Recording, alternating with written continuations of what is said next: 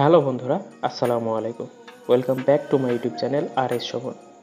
আবারও অনেক দিন পর আপনাদের মাঝে ফিরে আসলাম। আসলে সময়ের অভাবে আমি কোনোভাবেই ভ্লগটা কন্টিনিউ করতে পারছি না। তো যাই হোক, এখন বাজে রাত 3:30 আর আমি ঢাকা থেকে রওনা করলাম চুয়াডাঙ্গার উদ্দেশ্যে। নাইট ফুটেজ নেওয়ার জন্য ক্যামেরাতে সেটিংস পরিবর্তন করছিলাম। আশা করছি রাতের ভিডিও কোয়ালিটি বেশ ভালোই হবে।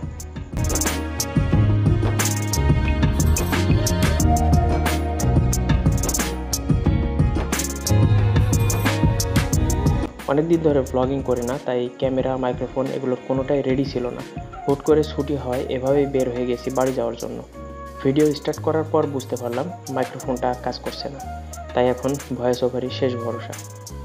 তো অফিস থেকে বের হওয়ার সময় রাইডিং জ্যাকেটের উপরে রেনকোট পরে নিয়েছি, কারণ ওয়েদারের কোনো গ্যারান্টি নেই, হুট করে যখন তখন বৃষ্টি নেমে যেতে পারে।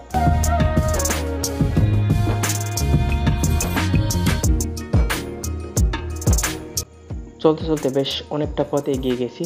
ঢাকার ভিতরে তেমন বৃষ্টি না পেলেও সাভারের পর থেকেই কিন্তু গুড়ি গুড়ি বৃষ্টি ছিল রাস্তায়। চন্দ্রা আসার পর বৃষ্টির তীব্রতা বাড়তে থাকে, আর বৃষ্টির পানির ফোঁটায় আমার হেলমেটের ভাইজর, ক্যামেরার লেন্স সবই ঘোলা হয়ে যাচ্ছিল। শেষমেশ কোনো উপায় না পেয়ে এক জায়গায় দাঁড়িয়ে ক্যামেরাটা খুলে ফেললাম আর রেইনকোটের চেনটা লাগিয়ে নিলাম বৃষ্টির হাত থেকে বাঁচার জন্য।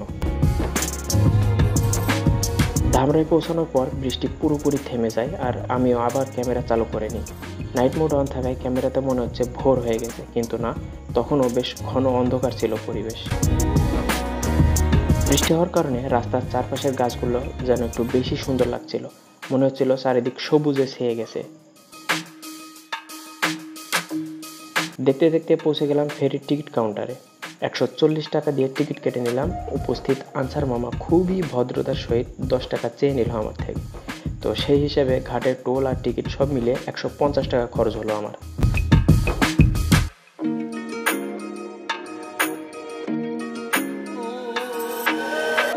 নাইট মোড অফ না করার কারণে সকালের ফুটেজগুলো এরকম জ্বলে গেছে। ফেরিতে ওঠার পর ফুটেজ চেক করতে গিয়ে আমি বিষয়টা খেয়াল করি।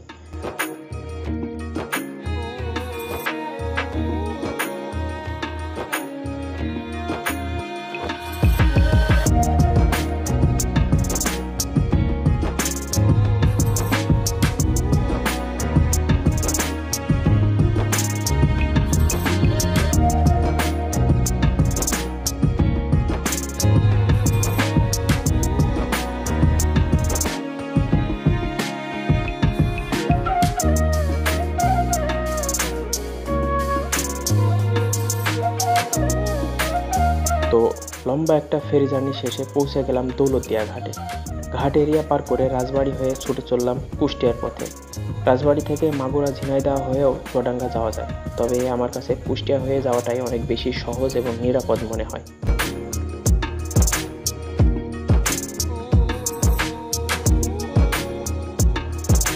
ঢাকা টু চুয়াডাঙ্গা নাইট রাইডে আমি প্রতিবারই সকালের নাস্তা করি খোকসা বাজার থেকে।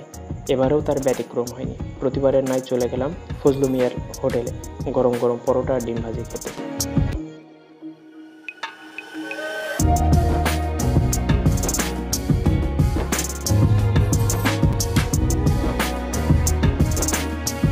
আলহামদুলিল্লাহ, খাওয়া দাওয়া শেষ করে আবারও রাইড স্টার্ট করলাম, আর খুব বেশি রাস্তা বাকি নেই। এর মধ্যে চলে আসলাম গড়াই নদীর কাছে। সামনেই দেখতে পাচ্ছেন কালোখালী ব্রিজ। তীব্র গরমের সময় এই ব্রিজের আগে এবং পরে প্রচুর পরিমাণে কুলফি মালাইয়ের দোকান বসে। এখন বর্ষার দিন হওয়ায় দোকানগুলো চোখে পড়ছে না। সামনে কুষ্টিয়া মেডিকেল কলেজ। এখানে দেখে এখনও সেনাবাহিনী ডিউটি করতেছে। মেডিকেল কলেজ থাকা কিন্তু যে কোনো জেলার জন্যই একটা গর্বের বিষয়। ঢাকা থেকে আসার সময় চৌরাস মোড়ের এই বিমানের স্ট্যাচুটা দেখলেই মনের মধ্যে এক অন্যরকম ভালো লাগা কাজ করে। মনে হয় এই বুঝি বাড়ি পৌঁছে গেছি। ঢাকা থেকে কুষ্টিয়া পৌঁছাতে যতখানি না কষ্ট হয়েছে, তার দ্বিগুণ ভোগান্তি পোহাতে হচ্ছে এই কুষ্টিয়া থেকে চুয়াডাঙ্গা যাওয়ার পথে। একে তো রাস্তার অবস্থা খারাপ, তার উপর দেখি গাড়ির চাপে রাস্তা বন্ধ হয়ে আছে। কোনো রকমে বের হয়ে সামনে গিয়ে দেখি আরেক কাহিনী। রাস্তায় পানি জমে বড় বড় গর্তগুলো ডুবে গেছে, আর গাছের ডাল দিয়ে জায়গাগুলো মার্কিং করা আছে। রাস্তাটা এত পিচ্ছিল ছিল, বাইক চালাতে একটু ভয়ই পাচ্ছিলাম।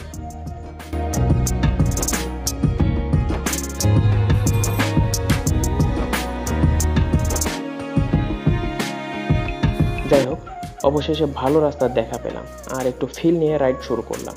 এখানে কিছুটা মোটোজিপি ফিল পাওয়া যায়, কারণ রাস্তার কর্নারিংগুলো ঠিক মোটোজিপি লেভেলের।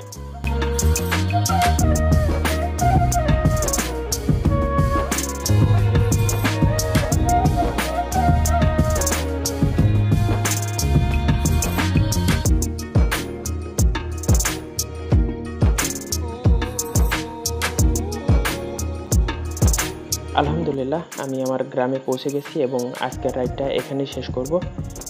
ইনশাল্লাহ আবার দেখা হবে পরবর্তী কোনো ভিডিওতে। ততক্ষণ পর্যন্ত সবাই ভালো থাকবেন, সুস্থ থাকবেন। আল্লাহ হাফেজ।